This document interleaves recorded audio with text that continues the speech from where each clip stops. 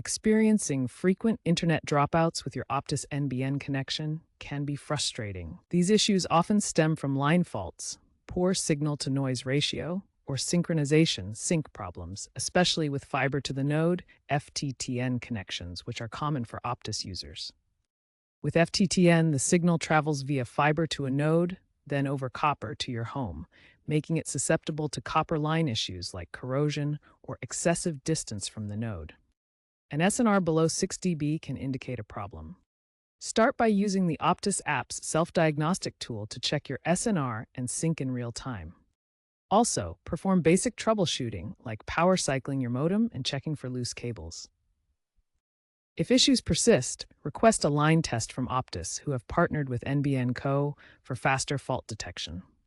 Remember, FTTN connections are more prone to these issues compared to fiber to the premises, FTTP, due to the copper component.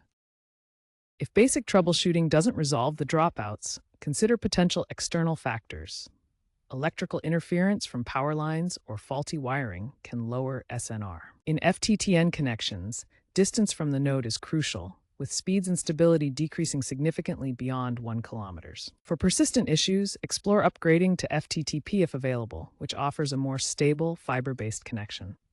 Also, keep your modem firmware updated, as Optus releases updates to address sync instability. Looking ahead, Optus is investing in transitioning more users to FTTP and exploring technologies like NBN over 5G in rural areas. In the meantime, monitor user forums for community solutions and consider professional line audits. Future AI-driven tools from Optus will analyze user data to predict faults.